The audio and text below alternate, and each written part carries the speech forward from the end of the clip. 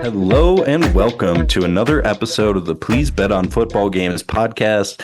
We are back with another round of the off-season preview. This week, we are looking at the NFC South. And just like last week, we are going to start going win totals in reverse order.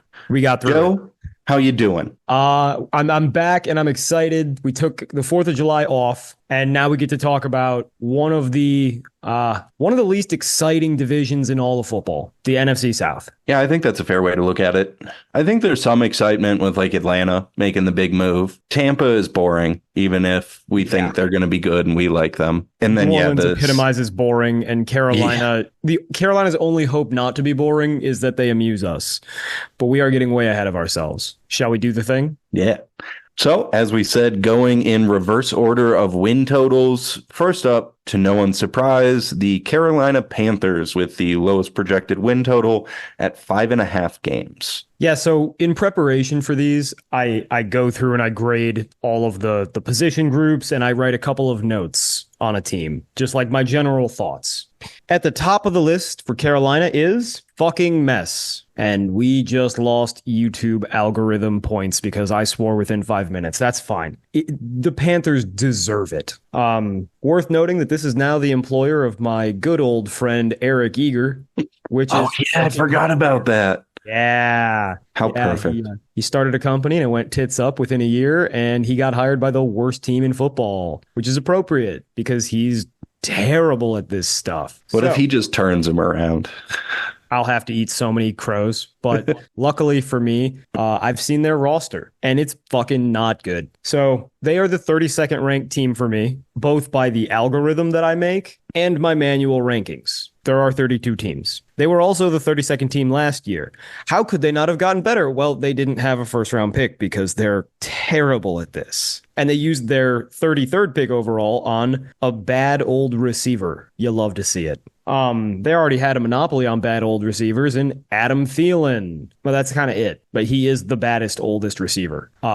They did add Deontay Johnson from Pittsburgh, who is really good. But after that, it's Terrence Marshall, who was never good at LSU, but got weird draft hype for no reason that I understand. Jonathan Mingo, who was never really good at Ole Miss, but got weird draft hype that I never understood. Xavier Legette, who was never any good at South Carolina, but got weird draft hype that I never understood. I don't know what the fuck they're thinking. It's basically going to be Deontay Johnson running slants and Adam Thielen walking. So the receivers are piss poor, and Ian Thomas is a terrible tight end, so it doesn't get better. I give their receiving core a C, and I think it's probably the second worst in the league, maybe third. It's a tight one. I think that the Chargers are probably the worst, and then the Patriots and Panthers are like scratching and clawing to disappoint everybody the most. Additionally, offensive line just sucks. We saw it a couple years ago in the Baker Mayfield season, and it's only gotten worse. Despite what PFF tried to tell us, those fucking liars, Ike Ekwonu is terrible. He doesn't have any idea where he is or what he's doing on the field. I've never seen a guy blow so many assignments. And Austin Corbett's fine. Robert Hunt is fine. Taylor Moton's fine, but also blows a lot of assignments. Damian Lewis stinks. So your left side is piss poor and your right side is okay. C+. It's not good. At least Chuba Hubbard and Jonathan Brooks are good, and maybe Miles Sanders even. Does that matter at all when looking at the rest of the team, though? Well, it kind of has to, because Bryce Young is still going to start at quarterback, despite the fact that he certainly shouldn't. Additionally, well, no, that's jumping the shark. We'll get to why their running backs are going to matter quite a fucking bit, buddy. Another old friend come to haunt us. I'm realizing now that the 2024 Carolina Panthers are just the ghosts of Baker Mayfield's prior hells. But yeah, Bryce Young fucking sucks, dude. There is nothing that Bryce Young does well enough that it should be the basis of an NFL quarterback. He's athletic, but he's not really athletic. And he's tiny, so he can't actually play the position from the pocket. And his arm's weak. And his accuracy's not great, but it's decent. He's a slightly more mobile Tua. And I don't understand how that could work because he's also 4 inches shorter than Tua. Yeah, I mean, the reason I'm talking about the running backs not mattering is because they could have anybody back there. And behind that line with that quarterback and that passing game, defense are just going to be able to put 8 guys in the box. Yeah. Well, and so I don't think it matters who's the running back for them because they're going to be facing walls every time anyway. Well, and God forbid you crowd the box against Bryce Young. It's going to completely paralyze him because he can't see over that box. Like it sounds like a joke. It sounds like I'm trying to be funny, but like legitimately, he can't see over the line. So anything between the hash marks just isn't an option for him. And he doesn't have a strong arm, so he can't really go outside. And then Deontay Johnson's a good receiver, but he needs to mostly be in the slot and running in-breaking routes. And he's now got a quarterback who can't execute those plays. And Adam Thielen isn't big or fast enough, certainly not anymore at least, to win on the outside. And Xavier Legette is big, but he's a slot because he's not good at running routes and he's not a ball winner. He just needs the ball in his hands and then he runs after the catch. So like, I don't understand what they think they're doing. If you really want to build around Bryce Young, you should be getting towers on the outside who you can just throw the ball up to, or who can win with speed, or who can at least run a fucking curl, because Bryce Young needs to spread the ball to the outside. He can't use the middle. But Joe, they got a new coach this year. Well, do you think he's going to save Bryce Young? That's part of the problem. Is people think that Dave Canales is like some great offensive mind because he saved Geno. He never called a single fucking play for Geno. He was a quarterback's coach. And he resurrected Baker Mayfield. Baker Mayfield won in spite of him. Baker Mayfield had the highest EPA in the NFL on 3rd and long last year. That's ridiculous. That is not sustainable, and Bryce Young certainly will not be a part of that. Part of the reason Baker Mayfield was in 3rd and long so goddamn much is because Dave Canales loves running the ball on first down. And the reason he loves running the ball on first down, we've learned, is the same reason that the Buccaneers loved running the ball on first down for each of the last 4 years. A man by the name of Harold Goodwin, or maybe Harold Godwin, was the assistant head coach in Tampa and running backs coach. Now, he, under Bruce Arians's and then Todd Bowles's system of deploying and, dividing up work, Godwin was in charge of designing and calling all the run plays, which meant on first down, he ran up the middle every fucking time. And I know what you're thinking. Not every time? Come on. Literally 2/3 of the time, they ran the ball up the middle on first down, despite the fact that they were losing in a lot of games. Like, this is a 500 team. It's not a 14-0 team that could just churn clock. Like, Godwin or Goodwin, whatever. I think it's Goodwin. This running backs coach is a moron. He stopped learning things in 1982, and Dave Canales brought him with. And I saw a really good quote from Dave Canales this summer where he said, "I'm going to surprise a lot of people with how committed I can be to the running game," which is kind of like verbal football seppuku. I mean, I kind of get it if you have a bad quarterback, though. You're trying to limit possessions and slow the game down so that, you have fewer opportunities for their offense to score and thus fewer opportunities where you need to throw the ball or situations where you need to throw the ball. And I mean, we can get into the defense, but the defense isn't going to be very good either. Yeah, we can get to the defense, but just I want to dispel the notion that Dave Canales is some kind of like dramatic upgrade at head coach. I think he's a worse head coach than Frank Reich. And I think Frank Reich got a raw deal because frankly, I think that if Andy Dalton started week 1 last year, the Panthers win 8 games. The difference between him and Bryce Young is that dramatic. Yeah, but, I mean, the offense is going to be bad. I think the coaching, obviously, they're going to run the ball a lot, which we know isn't going to lead to wins. And they just don't have a lot of talent. Yeah. So I give their offense a C. I think it'll be one of the very worst in the league. I think I agree with that. Defense. But now let's flip onto the other side of the ball and talk a little defense. Defense, I give a B. It could be okay. So don't look now, but they have built something in this defensive line. Whatever they may have lost in who's the FSU guy? Skinny Brian dude. Burns. Brian Burns. Whatever they lost in Brian Burns, I think they gained by volume. So they got Jadeveon Clowney. This is a Jadeveon Clowney positive podcast. Always has been.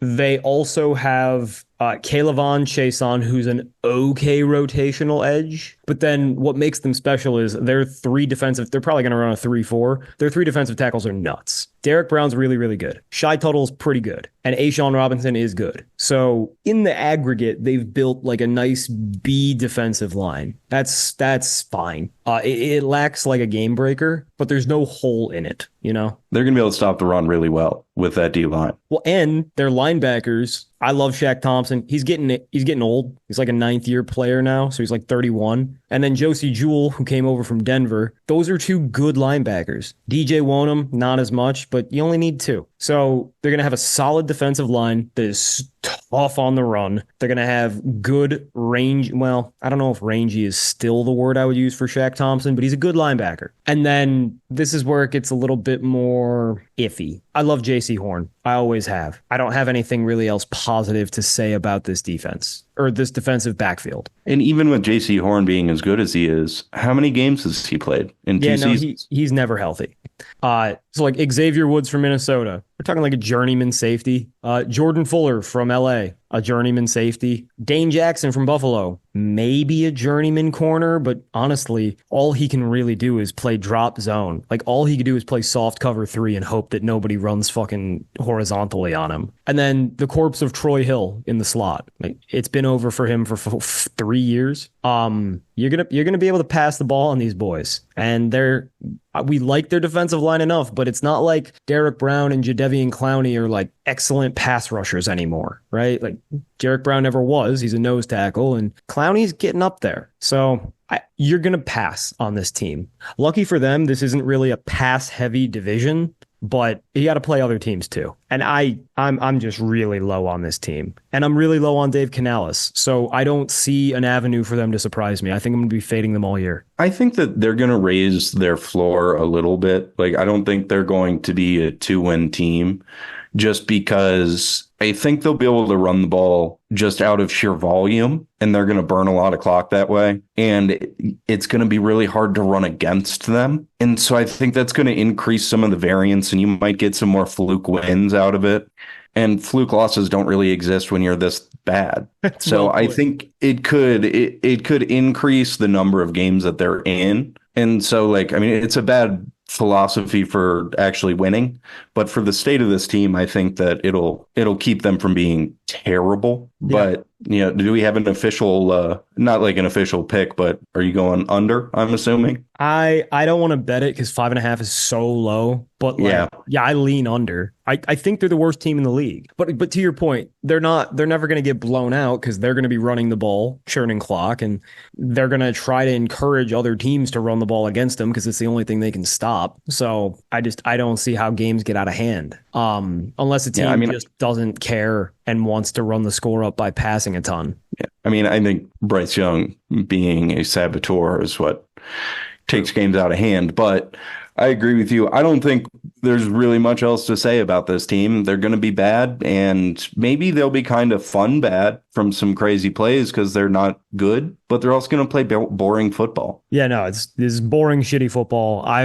The most fun thing about the Carolina Panthers in 2024 will simply be saying, haha, about the people who said Dave Canales was the reason Baker Mayfield was good last year. That's it. All right, let's move on. And next up in the division and the second lowest projected win total is the New Orleans Saints with a projected 7.5. This is kind of tough because the Saints epitomize average. Like they're going to play average style football, and they have average talent, and we're asking them to win an average amount of games. Shall we go through the offense? Yeah, let's talk about the skill players first. All right, so Chris Olave is dope. Everybody knows this. Rashid Shaheed is dope. And Twitter loves to know this, despite the fact that it never really manifests itself in anything like helpful, because he never gets used. But those are two really good receivers. And then the question is just who can they find to be their X? Right now, the depth chart says it's Equanimeous St. Brown. I would be ecstatic if that's the case, because I love Equanimeous and I want him to get a shot, because you don't find 6'5" dudes who are really fast and don't drop balls very often. But he is a weird guy. I just feel like if it was going to happen, it would have happened by now, because if you're that big of a freak, and he's been in the league now, 5 years? Yeah, he graduated same time we did. Yeah. So, I mean, even more than that. Counterpoint, his quarterback for the last 3 years was Justin Fields, who doesn't pass the ball and isn't good at it when he tries. And before that, he was stuck in Green Bay, where they just had a glut of good receivers. Like Alan Lazard was their fourth receiver. And, people bitch about Alan Lazard, but he's a really good four. Absolutely. And yeah, I mean, loved him. It's a decent point, but I don't know. I agree with you. He has all the tools. I just feel like it should have happened already. It totally should have. But I kind of love that he's on the Saints because it's such a low pressure situation. Like nobody cares if the Saints are good, except for all those people in Louisiana who already hate me because of my Jaden Daniels takes. But if Equanimeous is bad, they can still throw Cedric Wilson at that position. They could still throw A.T. Perry at that position. But if he's good, he has a chance to make that receiving core dope. Also, I think it's important to note that Foster Moreau doesn't have cancer anymore. So him and Jawan Johnson could actually be a really good tight end pairing. I mean, this is if Equanimeous St. Brown is what I think he could be, we're looking at like a solid B+, maybe even A- receiving core when you count the tight ends as well. But even if Equanimeous is just not a good receiver, like if he's all he is a decoy who runs streaks, you're still looking at a B to B+ receiving core. Like Olave is good. Shaheed's good. 2 good tight ends. That's all you need. I mean, and that's not even counting you have Alvin Kamara that you can pass to as well. Dude, and I really like Kendre Miller, who got hurt last year and didn't play all the time.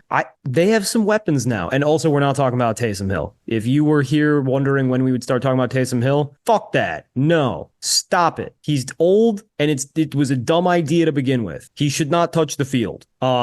Offensive line. Remember when the Saints had an awesome offensive line year in and year out, and it just kind of fell apart without anybody noticing? Yeah, I mean, they had a top flight offensive line for like 10 years. Yeah, and so like Ryan Ramczyk is still dope. But after that, it's a lot of like, I hope. Trevor Penning, turns out he sucks. Run blocking doesn't really matter. Remember when Trevor Penning got drafted in the first round out of a shit college because he was mean and had a great run blocking score? Yeah, it turns out run blocking is not how you make money in the NFL. So he's probably not going to start. And then you've literally got position battles at every other position except left tackle. So like they drafted Tali Fuaga in the first round. I think he'll be a really good guard one day. I think he'll be an okay tackle in the meantime. But then after that, like Nick Saldiveri, I didn't know who that is. He's competing with Shane Lemieux for the left guard spot. I kind of like Shane Lemieux, but I don't think he's good. I think he can be okay. Eric McCoy at center is going to battle with Lucas Patrick, both of whom are like C to C+ centers. And then Cesar Ruiz continues his terribly disappointing career, and he is competing with, we're just going to leave it at Oli Udo, because I don't want to say the rest of his first name. And whoever wins that position battle will almost certainly also be a journeyman caliber player. So you got one stud, one dude who's solid-ish, and then 3 dudes who kind of chap my ass. We're looking at a B- offensive line at best. Yeah, I mean, I think your tackles are going to be solid. Like, you never know with rookie offensive linemen, especially if you don't love him. I can't really say that I know too much about him. He's strong, but he's not a mover. And he's big, but he looks kind of short on tape. Like he just plays short. Yeah, that sounds like a guard. But I mean, Ryan Ramczyk, old, but still very good. Yeah. But then, the rest of those guys they do not inspire much confidence. And then we can go and talk about the quarterback and why it kind of sucks if you don't have a good offensive line with this guy. Yeah, Derek Carr is one of the most frustrating dudes. Just because there's really nothing Derek Carr can't do. It's just that he won't. Like he has a very strong arm and he doesn't know how to use it. And he's actually really accurate, but it doesn't matter because he makes bad decisions. And he is a gigantic pussy. So despite the fact he's got decent functional athleticism, he won't run and he will not extend a play. He always looks like he's going to cry and he plays like it too. And it's disappointing because really, if he just had a different mindset, he could be good. And you hate to say it because you don't want to sound like an old man, but like John Gruden was the best thing that ever happened to him because he refused to let him be a bitch. And, I don't think Dennis Allen is as bad of a head coach as most people seem to, but he certainly is not as tough a son of a bitch as John Gruden. So he's going to be okay. He's like a C to C plus starter, which puts him somewhere in that like 15 to 20 range. It's fine, but it's not good. Yeah, he's the epitome of like he'll play well, but he just crumbles in a lot of important moments, or always has a couple plays in every game that you can point to and go like, dude, what the hell were you thinking? And he's not good enough to overcome those moments. Like Josh Allen is the classic, like he'll have some wildly dumb moments, but he's so good that he has explosive moments where you go like, okay, it's all right because he's good enough. Derek Carr doesn't have that. Yeah, he's not explosive. Derek Carr is a pussy, both because he doesn't like to get hit and because he loves throwing short. He's afraid to throw downfield. He doesn't want to take the risk and look bad. I will say they're not running that dink and dunk Joe Lombardi-esque offense anymore. They got Clint Kubiak in as their offensive coordinator, so we might get some more wide zone Shanahan style principles. Clint's dad, Gary, was a really good fucking head coach for a long time because he was the first dude to really run the Shanahan offense after Mike Shanahan retired. But it remains to be seen whether or not we can trust Clint. Man, all the pieces are right there. If you were playing Madden, this is a good team to run because the quarterback has all the physical tools. He just needs a new decision maker. He needs a new brain. And the receivers are all super athletic and mostly really good. And the line doesn't matter in Madden. But this isn't Madden. This is the NFL. And they're going to play a boring brand of football. They're going to give Alvin Kamara the ball too many times. And don't look now. He really started to fade last year statistically. On Next Gen Stats, they do a rushing yards over expectation. And they use GPS to be like, here's how much room he had. He had like 1.1 yards of separation when he hit the hole. Here's how many yards he should have got, yada, yada. And Alvin Kamara was at the very bottom in the league in rushing yards over expectation. He got fewer yards than expected, right? So I don't know if we're ever going to see that same Alvin Kamara that was so dangerous 2-3 years ago. I don't know if that's still there. He's almost 30. He's had off-field issues. He's had injuries. I don't know. Maybe because he has a full training camp without court cases and jail time, maybe he gets his shit together and he's back. Maybe if he fades, they get smart and they put Kendre Miller in instead. But don't color me hopeful. That's for damn sure. Yeah, the Saints are just really frustrating because they have they should be pretty good and they have the potential to even be legitimately good, but they never are and they won't be. It seems like that's how they kind of play though. Like since Breeze has kind of fallen apart and left, they've always kind of tried to stay competitive, but never really go for it, but also make sure that they're not going to be in the bottom, handful of teams. Yeah. I mean, like, hey, go to a Saints game. They won't suck. It'll be, I don't want to say it'll be exciting football, but it'll be competitive football. No team's going to blow these Saints out. Right? It's going to be a rare occurrence.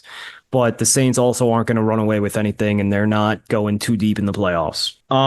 Shall we talk defense? Yeah, let's get to this deep. Careful now. It's the off season. We gotta create some excitement.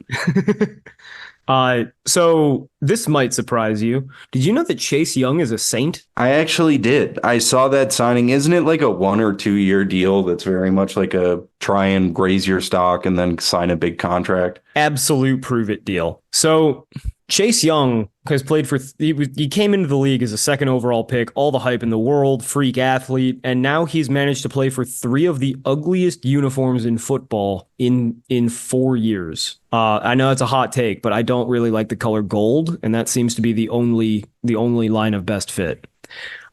Boy, if I would have showed you this defensive line 3 years ago, you would have said, God damn, because it's Brian Brisset at defensive tackle with Chase Young. Those dudes were tearing up college football a few years ago. And then you've still got Cameron Jordan, who's like been an all-star for my entire adult life, and Peyton Turner, who was a first-round pick in 21. I mean, Colin Saunders was he was a highly touted prospect too. Kalen Saunders was? Yeah. Oh, yeah, because he was like a second rounder or whatever. Yeah, he was doing backflips and he tested really well. You know what? Fuck it. We've already gone a little off the rails with the curse words. Him and I, wiener cousins. Wow. How about that? Yeah. So that's a fun one. Anyhow, yeah, but this defensive line doesn't manifest itself that way. Like Peyton Turner was a terrible bust. He has nothing. It turns out if you're not really a defensive tackle and you're not really a defensive end, you're not really a good football player. Carl Granderson was mid in his prime, and his prime is gone. I feel like he has been mid for 5 years. Kalen Saunders is solid. I do like him as a pass rushing defensive tackle. Nathan Shepard does not inspire anything in me. I like pieces and parts of Brian Brisse's game, or Bresee, whatever the fuck, the Clemson guy. I like parts of his game, but it's never consistent, and he's not quite the athlete I would like him to be if he's going to be that mercurial. And then, yeah, like Cameron Jordan. Sorry, bud, you're mid. And Chase Young flashes unstoppability. But like we like to joke in these parts that Myles Garrett has 3 good plays every game, 3-play Myles Garrett, and the 3 plays are usually so ridiculously good that like it kind of floats him. That's an exaggeration, but with Chase Young, it's exactly what it is. You will get 3 dope plays, and then the other 97% of the game, you will get very frustrating performance. I mean, I don't think he's learned how to do a single pass rush move. Yeah, I was going to say, I feel like that's been the story of his career is he's either been hurt or just kind of tries to rely on purely athleticism. And guys are too good. Offensive tackles are largely too big and too fast now to just run right around them or push right through them. So here's my issue, though. The problem with their defensive line is the exact same problem we have with their entire offense. Chase Young, Brian Brisset, Peyton Turner, Kalen Saunders, and Cameron Jordan should be able to create a good defensive line, like maybe even a really, really good one, but they just haven't shown us that ability. Like that, none of them have had a single season that's like, oh, that's what we thought it would be. Like, well, obviously Cameron Jordan has. He's borderline Hall of Famer. But he's fucking old, dude. He's been in the league 14 years. It's over. So I don't know. Call it a B. It could be an A minus, but it could be a C plus. Yeah, I think B's fair. Just because in theory it's very good, but a lot of these guys haven't really shown what we expect them to. Well, or in Cameron Jordan's case, he's just old. Yeah, like you can only do it so long. But I mean, I think that linebacker group is pretty good. Well, that's the thing. The back 7 is kind of fucking dope. So Demario Davis doesn't age, and he's just really great. That's all it is. He's still one of the best pass coverage linebackers, and he's, 34? Something like that. But like you were saying, he's ageless. He's been very good for a very long time. And he's like changed how he's been good over the course of his career too. Yeah, I mean, when he first came in, he was a run stopper because he was just a hammer, and he learned. And him and Levante David do the same shit where it's like, how are they this fucking old, but they still have burst like that, and they're still that fucking good in coverage. And then I love Pete Werner. I love Willie Gay. I like Khaleke Hudson as a 4th guy. I actually like him a lot as a 4th guy. I think he can start on a lot of teams.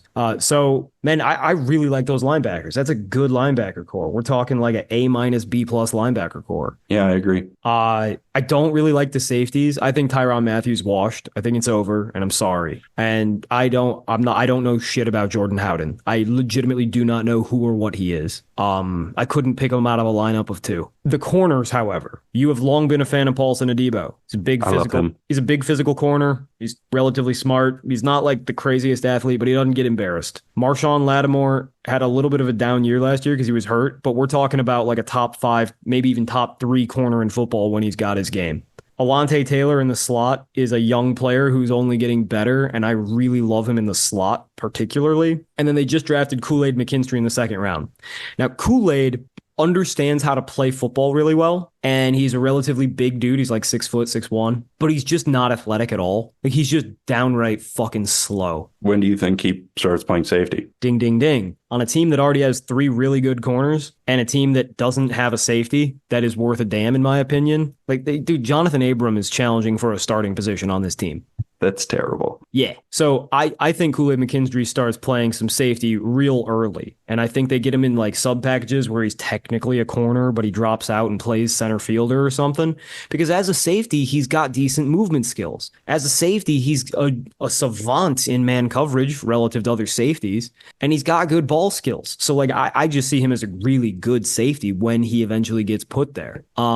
If Kool-Aid's playing safety, don't look now. We got an A minus secondary. If Kool-Aid's playing corner and they're just trotting out Howden and Matthew at safety, we're looking at like a B plus B safety or secondary. Yeah.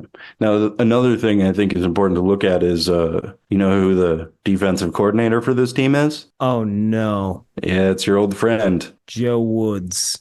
We don't like Joe Woods in these parts because Joe Woods doesn't like making his defensive backs cover receivers. He likes to make sure they're as far from the quarterback as possible. And he loves that soft zone, don't get beat over the top. Well, it's a good thing they invested in so many great corners so that they could not use them whatsoever.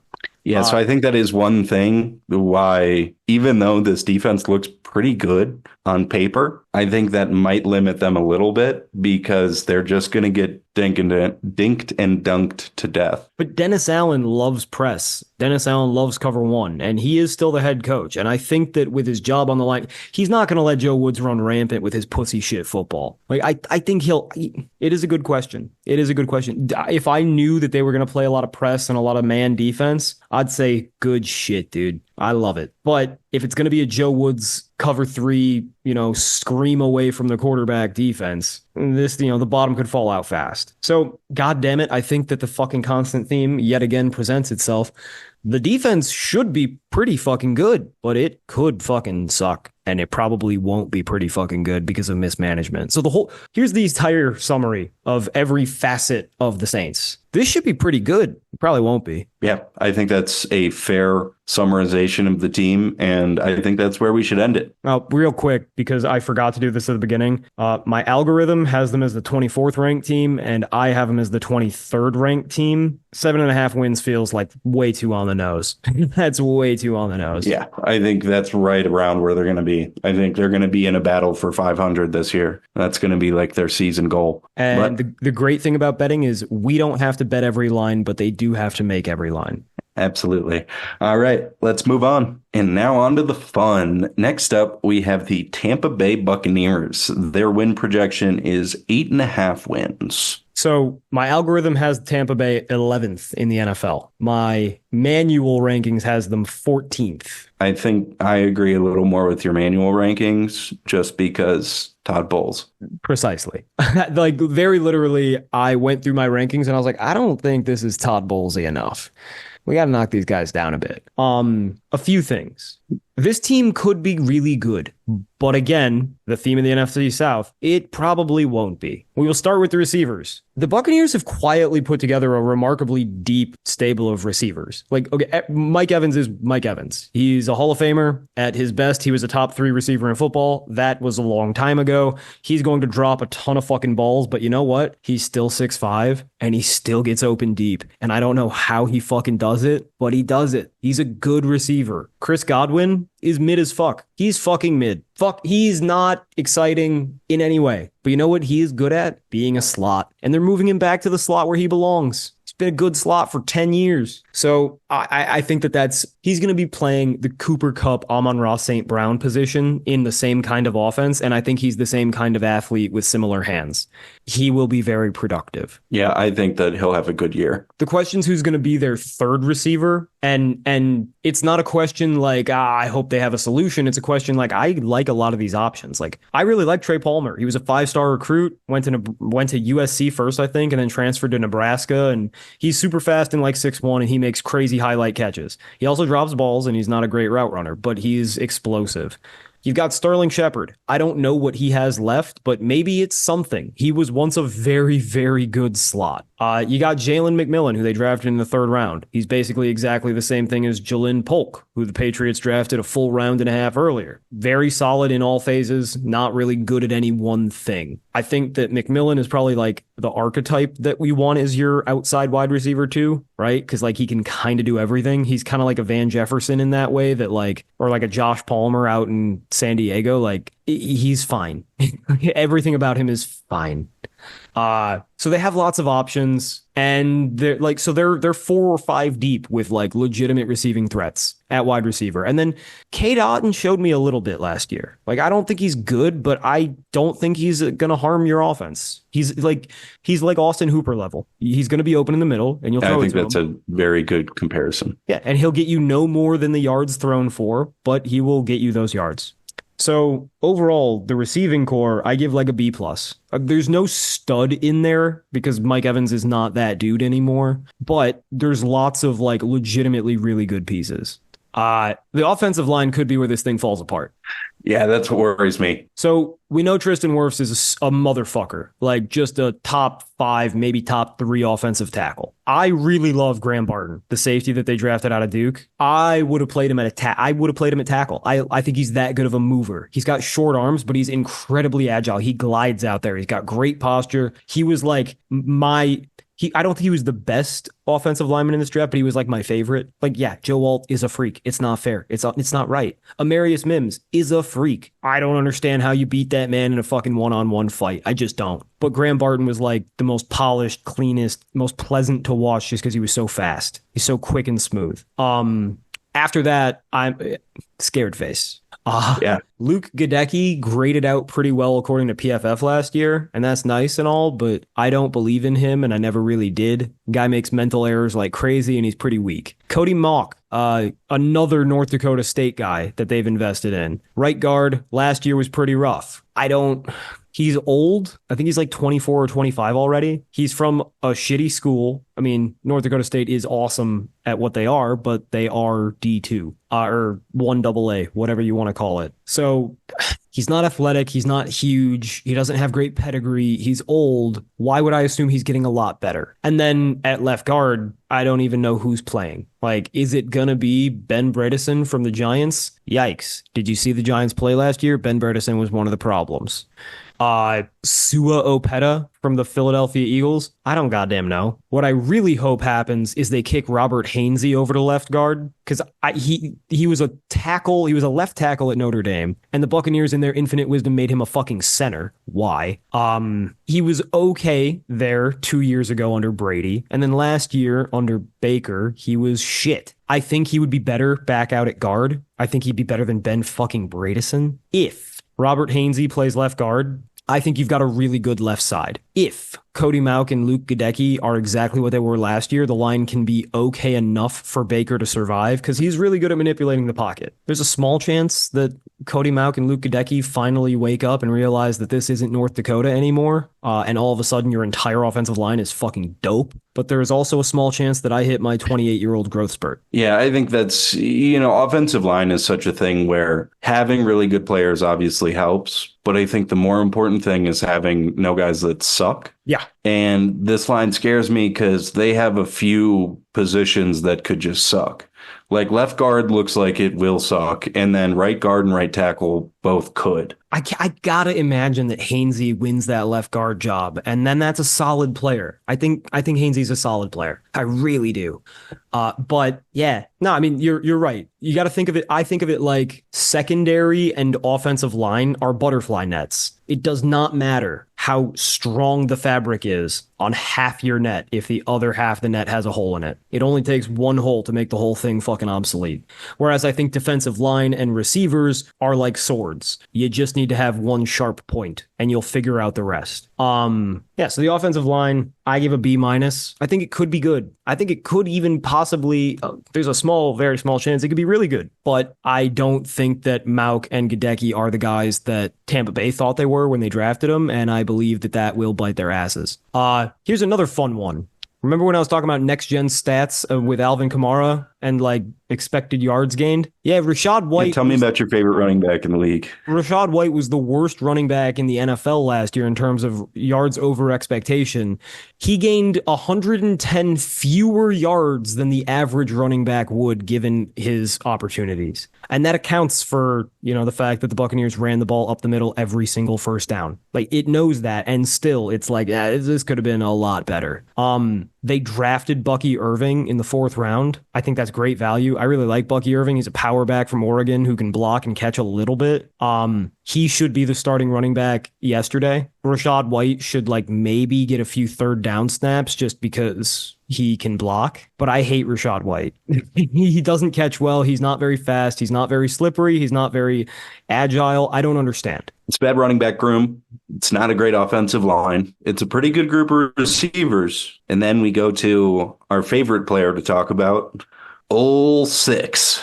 Yeah. Baker Mayfield at QB. So last year the Buccaneers were somewhere between 10 and 15, like in power rankings. Like they were a good team, but not a real contender. And it was because Baker Mayfield was the second best quarterback in the NFL last year. I like Baker Mayfield. I've liked him for a long time. I think that's a high fucking bar to match. Like, I agree. He played incredible football last year, but it's hard to imagine he's going to do that again. I think he'll still be really good. I think he's always top 10. I think he's probably going to be fighting to be in the top 5 again.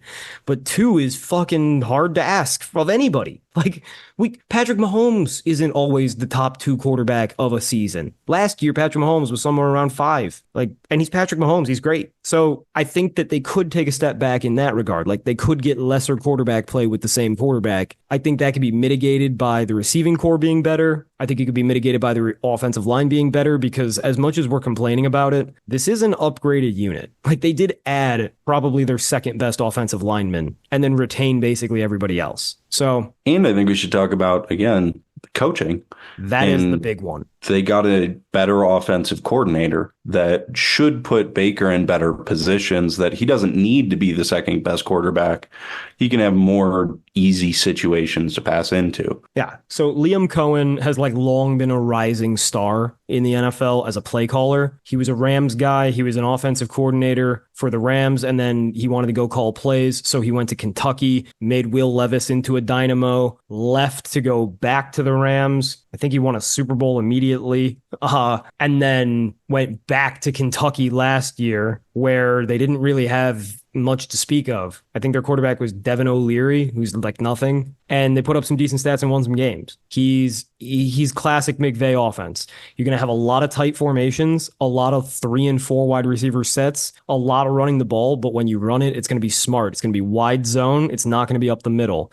It's going to be creative blocking concepts that get your offensive linemen in space. That'll really help Barton, Hainsey, Wirfs, and Gadecki. Not as much Mauk, but this will be a running scheme that actually favors the offensive line, whereas Canales ran some kind of power bastardization of what McVay did, and I hated it. I think that this will be a much more conducive system for Rachaad White to run in, though I think he will lose the starting job before September is over.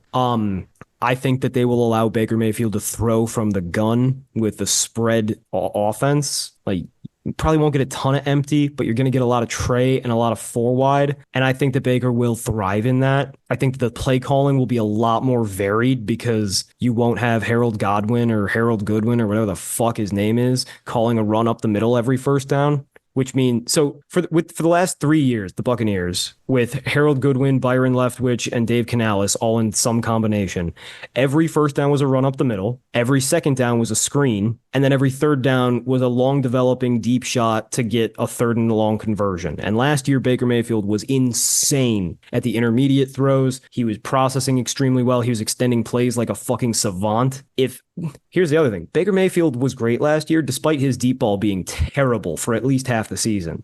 Baker Mayfield's deep ball has been a strength of his since he was at Oklahoma, really since he was at Texas Tech. If he gets that back, like he started to at the end of the year, he might play better despite being, worse relative to the other quarterbacks.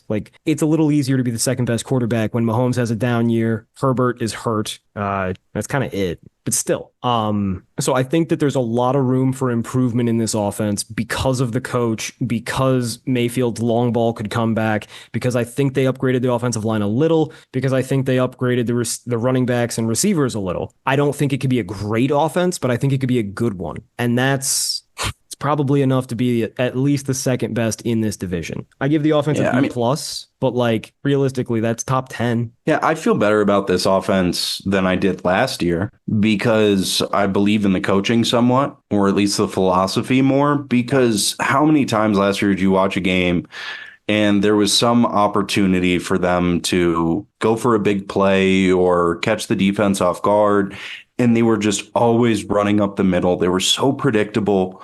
It was very just conservative and kind of boring, outside of, all right, well, it's 3rd and 9. Let's try a deep throw to Mike Evans. And it worked out a lot because Baker was insane. But this year, like I was saying, Baker doesn't have to be insane, because he has a lot of guys that he can get the ball to. in an offensive system that should give him more options and more opportunities to find guys. So I think it'll be a better offense than last year, just because they kept a lot of the reasons that they were good last year while improving on the areas where they weren't as good. Yeah, I mean, like, realistically, the quarterback's performance can decline a little bit and the production can still go up a lot because offensive coordinator is super important. Receiver is super important. I can't imagine Mike Evans is going to fucking drop everything this year. Last year, the Buccaneers were, I think, 6th in EPA loss to drops in the entire NFL, despite having like the 5th lowest passing attempts. So, like, you're not passing very often and you're still losing a ton of fucking points due to drops. I can't continue. Even if they have similar amounts of drops, they can't be as consequential. Yeah, the receivers get cold. They're just running out and blocking too often. Yeah, so I don't know if I believe that, but we can run with it. I don't either. But summary on the offense. Offensive coordinator could unlock the offense, especially the passing offense, and the offensive line could be good. It's possible. Here's the issue is the defense is going to be bad. Like, and it might be fucking terrible. Because remember how we talked about Dave Canales being pretty conservative? Somehow Todd Bowles got this like Dr. Heat persona thrust upon him, but he is a milquetoast, wet paper, boring kind of guy, and his defense is the softest fucking coverage of all time. Now he's a genius at designing blitzes. He really is. But so the idea of a blitz is that you're speeding up the time that the quarterback has to make a decision, right? But then if he's making a decision quickly, the receivers can't get too far downfield. So the idea is press at the line with the coverage so that when you get home quickly, the quarterback has nowhere to go yet. And maybe you get beaten deep, but he probably doesn't have long enough to wait for deep to exist. Todd Bowles has the revolutionary idea that you can blitz crazy, but then leave your defensive backs 5 miles from the receivers. That on almost every play, the Buccaneers cornerbacks are 10 yards from the line of scrimmage, and that's not an exaggeration at all. So if I'm the quarterback playing against the Buccaneers, every single fucking snap, I know they're blitzing, and I'm throwing a quick slant or a smoke screen. That simple. So it's poorly coordinated, despite the reputation to the contrary. Yeah, it's like why we don't like Joe Woods' defense is the same thing as Todd Bowles. Yeah, like Todd Bowles is more cover 4 than cover 3, a lot of cover 2 as well, but it manifests similarly.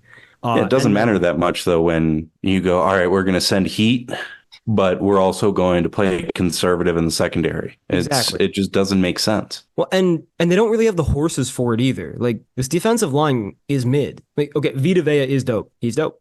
And Kalijah Kancey actually looks like he might be really good, especially because he's a very undersized defensive tackle, but he's way too short to be a defensive end. But the Bucs are one of very few teams who plays a 3-4, so he's kind of perfect for that like 3-4 technique that they use. Not 3-4 like the defense, but like the 3 technique or 4 technique, depending on where they line him up.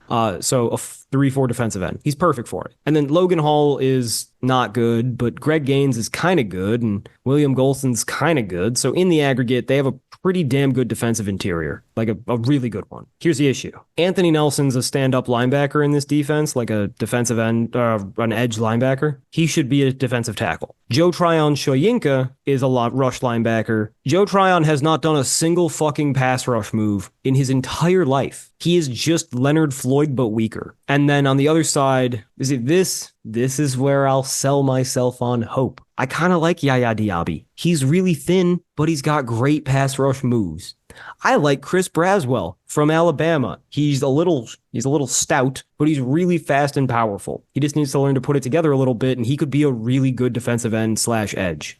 And then the ace in the hole is they have Randy fucking Gregory. Now, he doesn't go to practice or stop being high all the time ever, but when he does play football, he's sick at it. So maybe, but also maybe he gets cut in August. Hard to tell. If I had the authority to decide who's actually playing, I could turn this edge group into a pretty solid one. But I don't. Todd Bowles does, and he's a fucking moron. So he will make a bad decision and play bad players instead of decent players, and it will make the defensive line okay. Well, and then we're going to talk about the secondary. Well, no, hold on. This is one of the few teams where people actually care about linebackers because everybody's dumb enough to think Devin White didn't suck major donkey ass. He did. Losing him makes the Buccaneers infinitely better on defense. He was the worst tackler, the worst coverage linebacker. All he could really do was blitz up the middle, and that's not that useful if you know it's fucking coming every single down. So KJ Britt is certainly not a downgrade, and then Levante David is arguably the best pass coverage linebacker in the NFL. I fucking love him. The things he does to make up for Devin White being a dumbass are remarkable. And even if Levante David finally loses a step like God intended, he no longer has to be making up for the terrible mistakes that are Devin White. Yeah, that's another guy that's been largely ageless. I mean, he's been in the league for like 12 years. Him and Demario Davis. He's been incredible the entire time. Him and Demario Davis are the same guy. I swear to God. Just sick in coverage. Yeah, they lost a step, but holy fuck are they smart. Yeah, now for the secondary, because this is... If it wasn't bad enough that Todd Bowles is going to tell his secondary to stay away from the ball, his defensive backs may have done it on their own without being told, because Christian Izien, undrafted free agent last year, he's going to be their starting slot now. That's not great. They paid Jamel Dean. They probably shouldn't have because they don't use him right. Jamel Dean is a big, extremely fast, very quick corner who's excellent in man coverage. The Buccaneers don't do that. They should. They should literally always do it, but they don't. They play off coverage with a guy that has no ball skills and gets confused in space. They should be telling Jamel Dean, like, all right, put a target on that guy's shoulder and just tie yourself to that target. He can do that. He can't think beyond that, especially in space in a high pressure situation like a ball being thrown at him. And then on the other side, you've either got Zion McCollum, flaccid donkey penis, or maybe Bryce Hall, mid on a good day. Again, it's Todd Bowles, so I assume he will only make the worst possible decision, and they will end up being shit at corner. Yeah. On the bright side, Antoine Winfield Jr. is elite. He's an awesome free safety. And then Jordan Whitehead is a good, strong safety. Might be a little aggressive, but, fine at the worst. Yeah, like a B. He's a B. He's fine. Good starter. Whatever. On the whole, this defense roster-wise could be solid. Maybe even kind of good. Because Todd Bowles at the helm, I give it a B-. It'll be just good enough that it's not a real fucking problem. But they need help. I think they'll be good in stopping the run again. Mm-hmm. And they're lucky because every team in this division will run the ball way too much. Exactly. So I think that it'll be all right. But when they play good teams, they're going to get exposed. Anyone that is actually good at passing the ball is going to cut them up. Well, that's the thing about this Bucs team that's so frustrating. Like, it doesn't matter how well their quarterback plays because of the coaching, because of the defense, because of the way the offense is built. They never have a chance at being great. Like, they can't be great. It's not in the cards. They literally will not give their quarterback enough chances to be great. Like, great requires volume. You can't throw 5 touchdowns without throwing the ball 5 times. So I think the Buccaneers are a good team. I think they could be a better team. I don't think they could be a great team. And I think coaching will hold them back. However, the market thinks they're going to be a super mid team. So basically the Baker Mayfield postulate maintains itself. If a team has Baker Mayfield, they will be underrated and we should bet on them.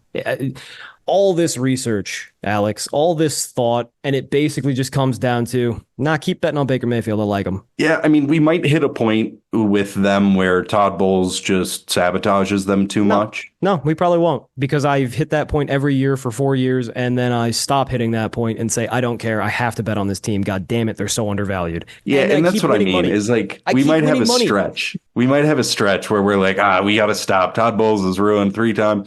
But I think anytime they're not favored, it feels a lot safer. No, I mean, I legitimately think that this offense will be the best Buccaneers offense that I've ever seen since Arians left. But yeah, I think it should be very good, if only because the philosophy is so much better. Exactly. Next team.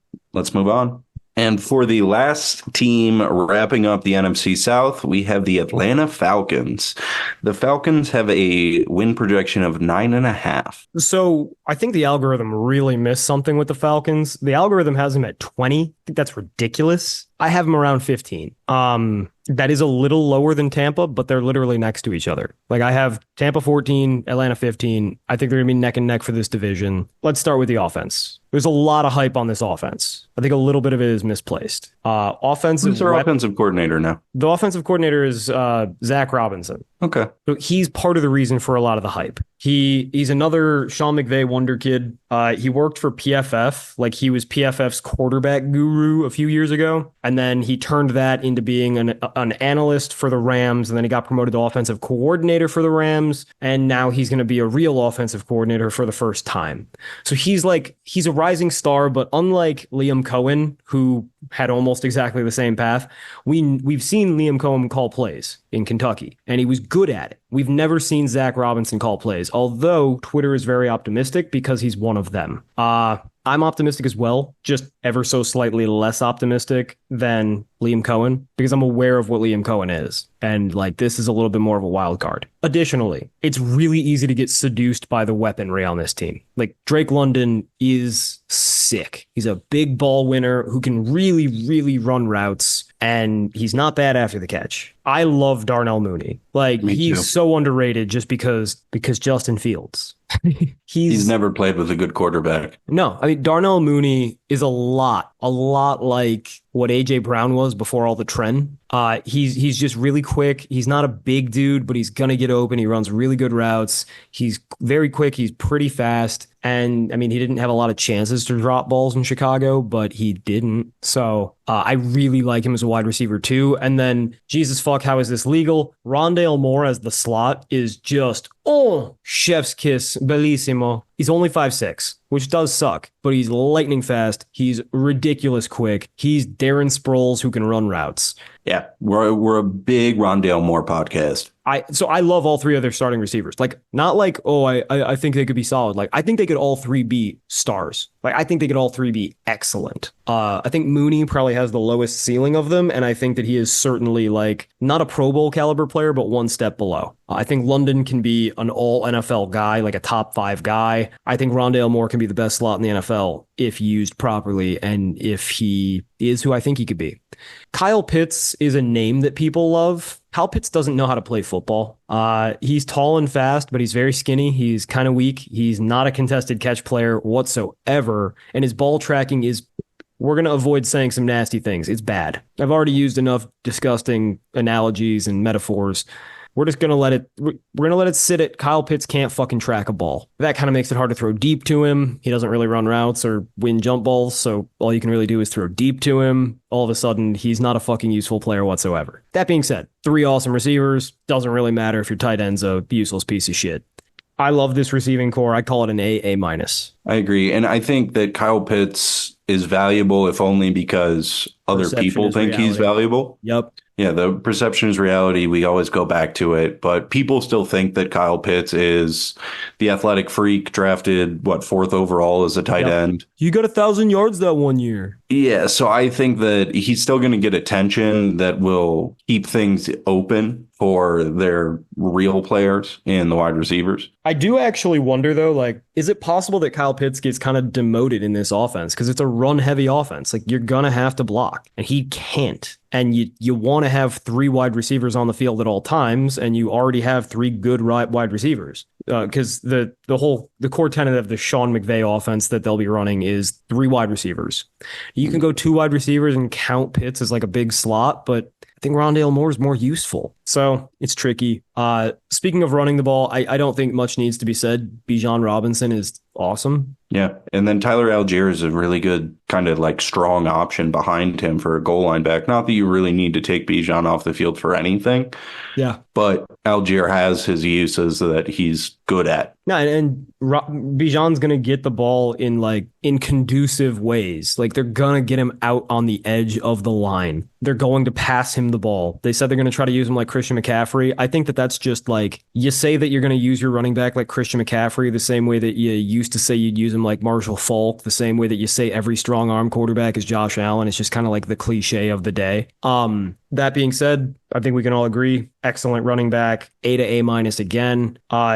The overrating, I think, happens a lot with the offensive line. Like, Jake Matthews is a consummate left tackle, B+. He's good. Nobody's going to say that Jake Matthews is great or elite, but he's a good starter. Matthew Bergeron at left guard, I think that he can become more. He's young. Last year was his rookie year, 2nd round pick out of Syracuse. He was a tackle. He can move a little bit. I like him. I don't love him. I think he's a B to B+ player. Drew Dahlman at center, I'm not impressed. Chris Lidstrom at right guard, Boston College boy, have to be impressed by order of the Eagles.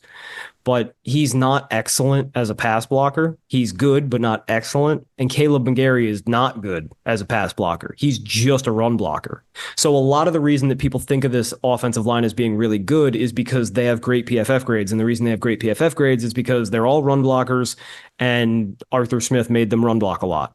I don't care about run blocking at all. I care about pass blocking, and that's where this team is lesser. Now, that being said, the guards are fast. This is an outside zone offense. The fast guards will be pulling. Bijan will be getting on edges with big dudes in front of him. It will be lovely to see. I think that the offensive line is okay. I think it's like a B. I don't think it's great. Finally, Kirk Cousins. Listen, Kirk Cousins in 2023 was the best quarterback I've seen in a few years. It's a very small sample size, but that Kirk Cousins was like Drew Brees caliber, like prime Drew Brees caliber. That was excellent. He was dealing before he got hurt. Granted, he had a great offensive line. He had the best receiver in football and a really, really good number 2. He had a really good tight end. He had a really good offensive coordinator / coach in a system he had been in already for a couple years. Now he's got a worse offensive line.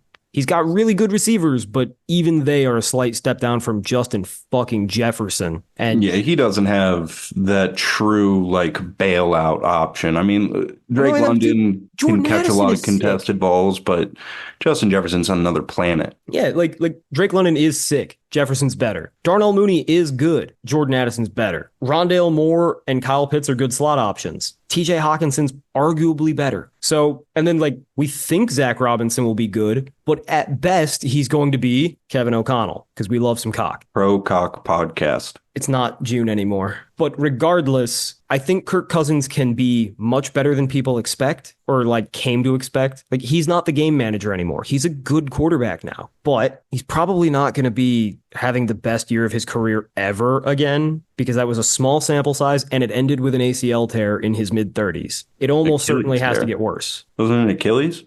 Sorry, that's what I meant. It wasn't Achilles. And Achilles is much harder to come back from than an ACL. Right. So it's not like Kirk Cousins is going to be running around out there, but you could be skittish. Maybe you lose a little bit of quickness in the pocket. You lose a little bit of torque on the ball.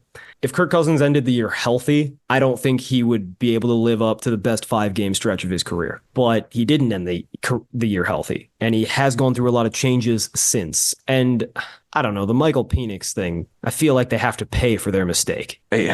Imagine what this team would be if they drafted another awesome tackle or, God forbid, anybody who can start on defense, because they have holes, let me tell you. Yeah, that one still makes no sense. I mean, I think that had to be the biggest head scratcher of this year's draft. Yeah. Because he adds nothing to their team this year. See, but we got to be careful, though, because I see a terrible pick like that. Like, I see a guy with a 4th-round value taking top 10 to be a backup anyway because of a logjam. And I think, wow, that's fucking terrible. But you look at the roster, and it really doesn't matter because the roster is still dope. So, yeah. Well, I mean, because they're going to be able to run the ball because that offensive line is a very good run blocking line, and they have fucking Bijan. And they have a fucking good running back, and they have an offensive coordinator who knows how to scheme up some fucking Shanahan-style runs. Like, right, and then you get into the pass side of, the offensive line isn't great in pass blocking, but you have so many options and a quarterback that, I mean, not that Kirk Cousins is incredible with pressure. He's obviously known to have some pretty bad turnovers. But for the most part, he is a smart quarterback that can get the ball out quickly. And when you have 3 to 5 options that are solid to very good, like they do in the pass game, it makes it a lot easier for him, especially if this offensive coordinator is on a similar level to Cock. Exactly. I think this offense is probably the best in the division. I think it's going to be up there on the outskirts of top 5. Like, I don't think it'll be the Chiefs. I don't think it'll be the Dolphins, but it's going to be close. So it's an A- offense to me. It's really good. The defense is where I think they're going to just have every kind of fucking problem. Yeah, the defense is where I have questions. But, I mean, their defense was pretty solid last year, and they didn't have too many big changes. So the first problem is they hired a bad defensive coordinator to be their head coach. Well, yeah, And like it's a problem if you hire any defensive coordinator to be your head coach, because like the best case scenario is what they have currently in Houston, right? You've got a really good defensive coordinator locked up forever, and then if lucky, oh, we got a tornado warning in Chicago. Don't they know that we don't get those? Regardless, you have a really good defensive coordinator in Houston for the next 5-10 years, whatever, and then you hope that you hit on an offensive coordinator, and God forbid you do. After 1 year, Bobby Slowick is the hottest head coaching candidate out there. So you can't really sustain success. That is compounded by the fact that this actually isn't even a good defensive coordinator. Raheem Morris just runs really soft cover 4, kind of like Todd Bowles, but without the blitzing. Like there's a theme among the defensive coordinators in the NFC South, and it's all bad. Yeah, literally every defensive coordinator in the entire division just runs really soft bullshit.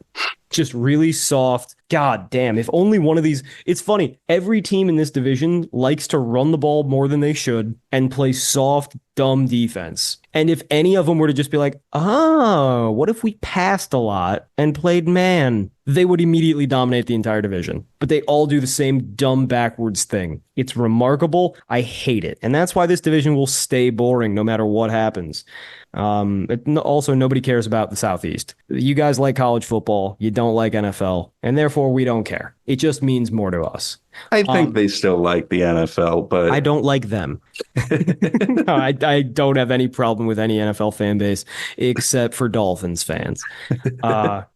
And whatever your fans of the quarterback you most recently took a shit on. Correct. So I guess now it's Redskins fans as well. But I don't like Atlanta's defense because I don't like Raheem Morris. I didn't like him in LA. I didn't like him in Tampa. He was in Tampa for a while. And when I really didn't like him?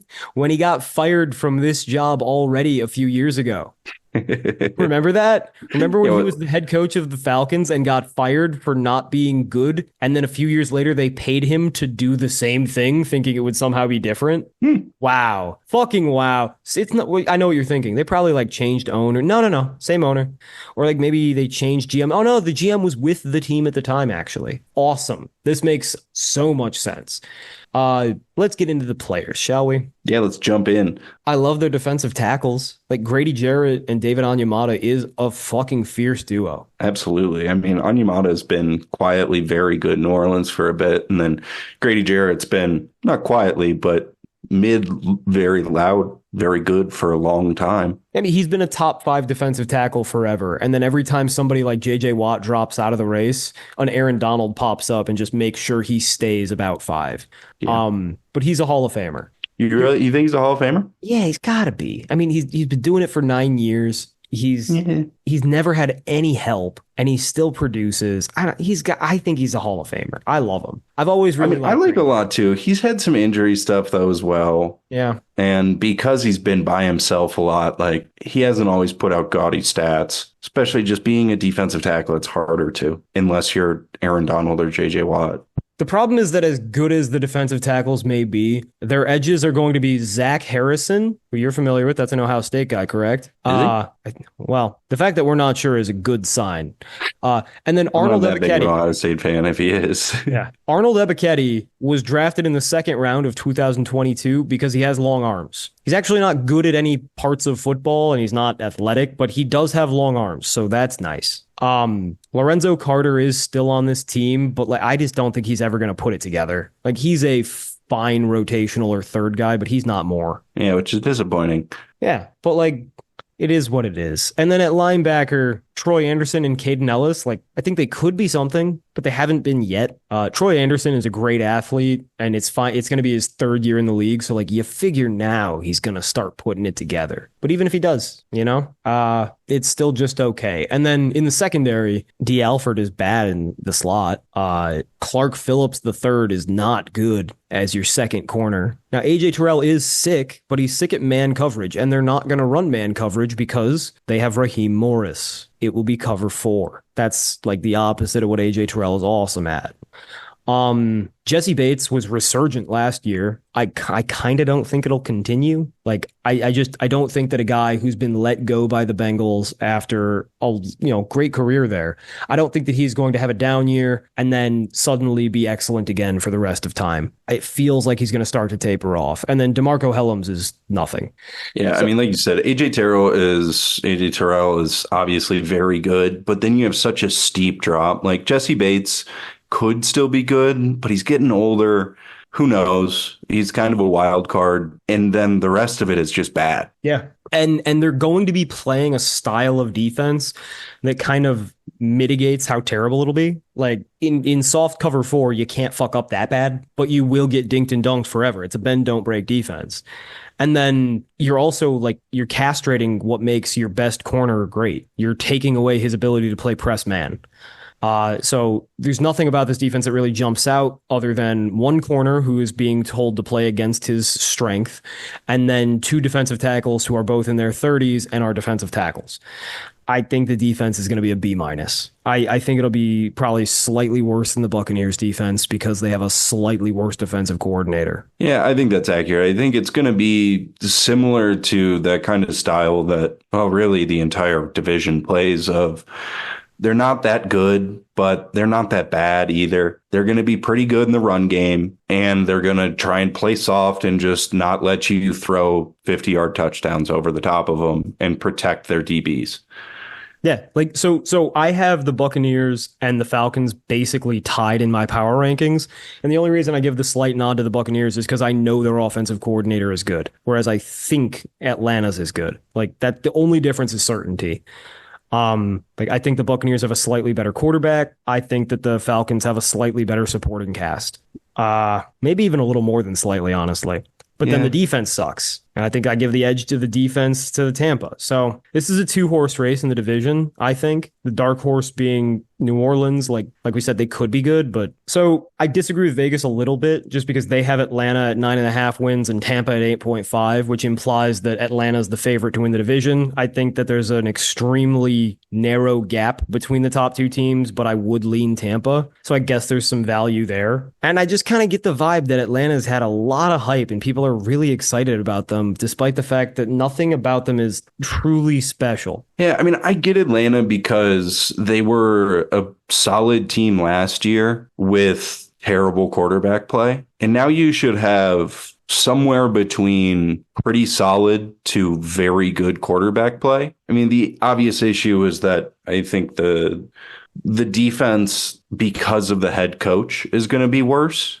But I understand if you go, really the only thing holding them back last year was that they refused to use Bijan and they had a shitty quarterback. And now they'll use Bijan and have a much better quarterback. So I understand where some of that optimism comes from, but I feel like people are underrating what's going to happen to the defense with a more conservative approach. I mean, we said it earlier, if one team would decide to just play man on defense and press, they would break the meta for the entire fucking division. But last year Atlanta did that and it worked. This year they will do the opposite. So look, if Atlanta wins the division, I'm not going to be surprised at all. And I would say it might even be the most likely outcome. But I certainly don't think it's the most valuable outcome because I think that Tampa's right there with them and not being valued the same. Yeah, and I think it's hard to bet on any of these teams hitting their over because I think they're all going to beat up on each other within the division. It's not going to be like the Chiefs have had in years past where they go 5-1 in the division and,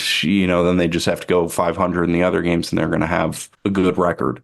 All these teams are probably going to go about 500 in the division. Well, maybe not Carolina, but the other 3. They might all go about 500 except for Carolina, period. Well, yeah, that's a good point. But I think that's why it's hard to try and pick an over because none of them are really going to be able to get a leg up within the division, on one another. Yeah, no, it's not the best division in football, and it's certainly not the most exciting, but it might be the most competitive. It's a very tight race between 1 and 2, and then 3's not far behind. Yeah, 3 if they just changed their attitude a little bit. 3 would be just as good as the other 2. The classic quandary of betting on football games. If only these people were smart, they could be better.